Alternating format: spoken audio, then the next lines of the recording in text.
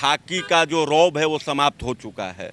लोग यहाँ पुलिस से डर नहीं रहे। पटना का बड़ा हॉस्पिटल पारस और वहाँ पर निजी वार्ड में जा कर के 5 अपराधियों के द्वारा जिस प्रकार से हत्या किया गया, यह बिल्कुल ही शोचनीय का विषय है। वीडियो फुटेज आया है, एकदम बेखौफ होकर के पिस्टल लेकर के जाते हैं, आराम से हत्या करते हैं और उसके बाद आसानी से निकल करके जहां 24 गोली, जो पोस्टमार्टम रिपोर्ट और बिहार पुलिस खुद इसका पुष्टि कर रहा है कि हाँ 24 गोली जो है चंदन मिश्रा जी को लगा। चंदन मिश्रा जी का जो हत्या हुआ पारस हॉस्पिटल में घुस करके, यह बहुत ही जघन्य हत्या इसको कह सकते हैं। 24 गोली का तरतराहट से भी अगर हॉस्पिटल प्रशासन नहीं जागा तो इसमें कहीं ना कहीं क्या, मैं तो 200% कहता हूं कि इसमें हॉस्पिटल का भी मिली भगत है। बादशाह जी का तो गिरफ्तारी होना ही चाहिए, ये अपराधी हैं और जिस प्रकार से बेखौफ तरीके से अपराध किए हैं तो इनके लिए तो एकदम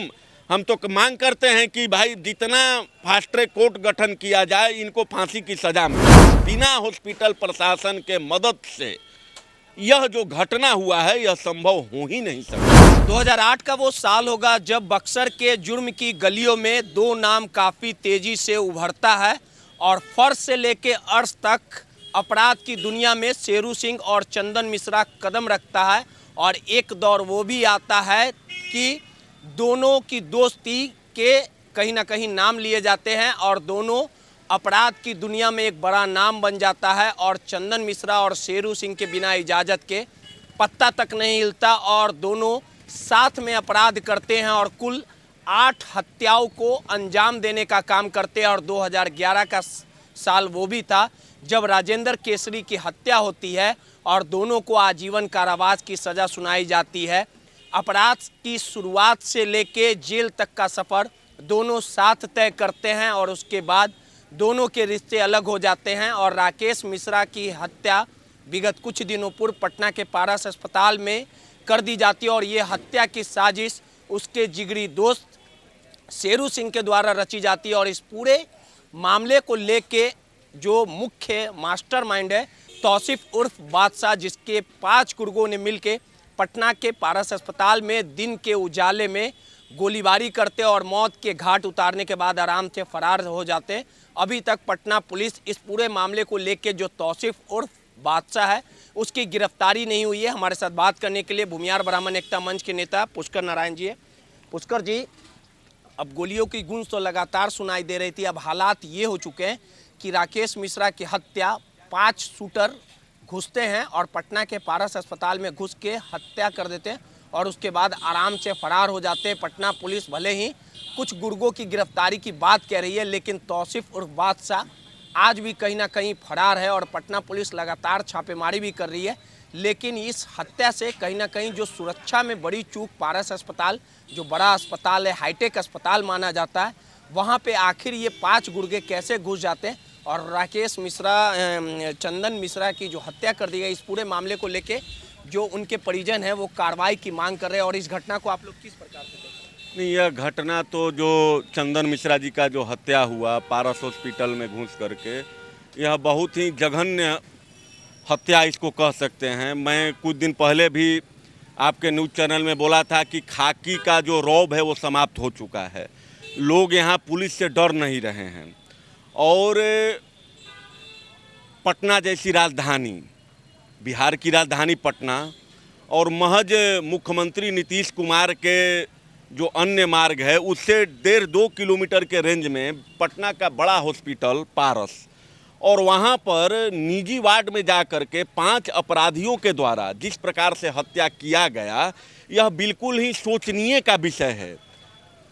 पारस ऐसा हॉस्पिटल है, आप वहाँ पर पत्रकारिता भी जा कर के किए हैं, या सब लोग जानता है कि वहाँ पर अगर आपका अपना परिजन कोई भर्ती हो और उससे अगर आपको मिलने जाना है तो आप पास दिखलाइए। अगर हाईटेक सिक्योरिटी है, बहुत ही हाईटेक सिक्योरिटी है। अगर आपको एक चाय ले जाना है तो 3 जगह काउंटर पर जांच होगा, 4था जगह से अप्रूवल मिलेगा, तब जा कर के आप वार्ड में जाइएगा। उस हॉस्पिटल में 5 अपराधी, जो वीडियो फुटेज आया है, एकदम बेखौफ होकर के पिस्टल लेकर के जाते हैं, आराम से हत्या करते हैं और उसके बाद आसानी से निकल करके जहां 24 गोली, जो पोस्टमार्टम रिपोर्ट और बिहार पुलिस खुद इसका पुष्टि कर रहा है कि हाँ 24 गोली जो है चंदन मिश्रा जी को लगा। 24 गोली का तरतराहट से भी अगर हॉस्पिटल प्रशासन नहीं जागा तो इसमें कहीं ना कहीं क्या, मैं तो 200% कहता हूं कि इसमें हॉस्पिटल का भी मिली भगत है।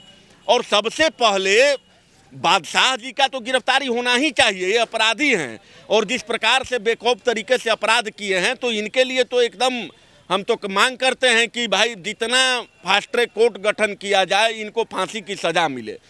लेकिन उससे पहले अगर सही मायने में बिहार सरकार और बिहार पुलिस को अगर कार्रवाई करनी है तो सबसे पहले पारस हॉस्पिटल को सील किया जाए और जो भी वहाँ गतिविधि हुई है इसके दोषी कहीं ना कहीं वहाँ के प्रबंधन की दोषी हैं। और चंदन मिश्रा जी के जो परिजन के द्वारा जो आरोप लगा है, उन्होंने खुल करके मीडिया के सामने, एसएसपी भी वहाँ खड़ा थे, मौजूद थे, उन्होंने आरोप लगाया कि हॉस्पिटल प्रबंधन के द्वारा 2.5 लाख रुपया हमको दिया जा रहा है कि 2.5 लाख रुपया लीजिए, अभी तत्काल मैं दे रहा हूं और आगे भी दूंगा, लेकिन आप लोग हंगामा नहीं करिए। तो ये सारा गतिविधि जो है यह एकदम प्रमाणित करता है कि बिना हॉस्पिटल प्रशासन के मदद से यह जो घटना हुआ है यह संभव हो ही नहीं सकता है। प्रकरण में देखा जाए लगातार जो एसटीएफ की टीम है, बिहार पुलिस की टीम है, कई राज्यों में लगातार छापेमारी कर रही है। तौसीफ और बादशाह की छापेमारी के लिए, उसके गुर्गों के लिए अब पूरा जो खेल है, कभी एक समय था जब शेरू सिंह और जो चंदन मिश्रा है उसकी तूती बोलती थी, दोनों ने साथ में अपराध की दुनिया में कदम रखने का काम किया था। लेकिन जो तमाम बातें आई है बंटवारे को लेके और कहीं ना कहीं चंदन मिश्रा की दूर की बहन के साथ शेरू सिंह का अफेयर था, इस तरह की बातें सामने आ रही। देखिए, बातें तो होती रहेंगी और अगर मान लीजिए कोई अपराधी भी है, चंदन मिश्रा जी तो अपराधी थे, इसमें कहीं कोई शक नहीं है। उम्र कैद की सज़ा काट रहे थे, बेऊर जेल से पैरोल पर आए थे। तो यह एक लोकतांत्रिक देश है, यहाँ पर हर चीज़ के लिए एक सुनिश्चित व्यवस्था बनाई गई है कि अगर आप अपराधी हैं तो आपको कानून के तहत सज़ा दी जाएगी। तो सज़ा काट रहे थे, इसमें कहीं कोई दो राय नहीं था। उनका क्या अफेयर था क्या नहीं था वो उनका निजी मामला है। हम देखिए, हम रोहित जी वो ठीक है, अकड़ तो यहाँ का प्रशासन कमजोर है तब ना अकड़ है। जिस स्टाइल में अरे खेमका जी का हत्या हो जाता है, माने लगातार हत्याएं का तो दौर, यह तो कोई प्रथम और आखिरी हत्या तो नहीं है। अगर आपका रौब, अगर आपका पुलिसिया व्यवस्था का मजबूती अगर जनता में नहीं है तो उसका परिणाम यही होता है कि तौकीब बादशाह, कल हो सकता है कोई भी, मैं किसी भी जातीय माने नाम नहीं, माने कोई भी जाति के, कोई भी धर्म के लोग अपराधी तो हर, उसका कोई जाति नहीं होता, हर जात के लोग और हर धर्म के लोग अपराधी होते हैं। तो उनका मनोबल क्यों बढ़ा हुआ है? सबसे बड़ा चीज़ ये सोचने वाली बात है कि भाई बिहार के राजधानी पटना में, मैं पुनः आपके न्यूज़ चैनल में दोहरा रहा हूं कि मात्र मुख्यमंत्री आवास से 2 किलोमीटर के रेंज में हॉस्पिटल, और वहां पर अपराधी बेलगाम होकर के ऐसे अपराध कर रहे हैं। तो इस भय के माहौल में हम आम जनता कहां सुरक्षित अपने आप को महसूस कर रहे हैं?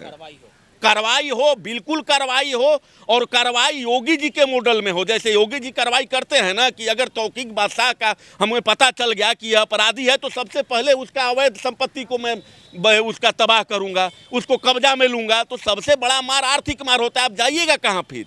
तो यहाँ तो भाई क्या कहें, सरकार के संरक्षण में अपराध हो रहा है कि सरकार प्रायोजित अपराध हो रहा है कि पुलिस के संरक्षण में अपराध हो रहा है, समझ में नहीं आता है। भैया ठीक है, वो जाएंगे, जेल जाएंगे, वहाँ से बेल लेकर के आएंगे, आज जेल होगा, कल बेल होगा, फिर वही खेल होगा।